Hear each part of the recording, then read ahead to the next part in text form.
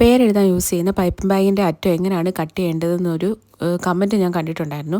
അപ്പോൾ അതിനുള്ള ഒരു വീഡിയോ ആട്ടോ ഇത്. അപ്പം പൈപ്പിംഗ് ബാഗിൻ്റെ അറ്റം കട്ട് ചെയ്യാൻ വേണ്ടി ഞാൻ ചെറിയ ഹോളാട്ടോ ഇടുന്നത്.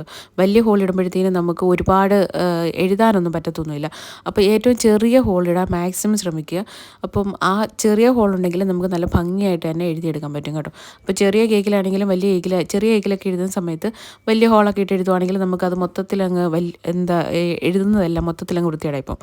അപ്പോൾ ചെറിയ ഹോളാണ്, അത് ഏത് കേക്കിൽ എഴുതുമ്പോഴും ചെറിയ ഹോളാണ് ഇടുന്നതെങ്കിൽ നല്ല അടിപൊളിയായിട്ട് തന്നെ നമുക്ക് എഴുതാൻ പറ്റും. പിന്നെ ക്രീം അത്യാവശ്യം നല്ല കട്ടിയല്ലാതെ കുറച്ച് ലൂസാക്കി വെക്കാൻ ശ്രദ്ധിക്കുക. അപ്പം ക്രീമിൽ നമ്മൾ എഴുതുമ്പോഴത്തേനും നല്ല ഫ്ലോയിൽ നമുക്ക് എഴുതി പോകാനും പറ്റും കേട്ടോ.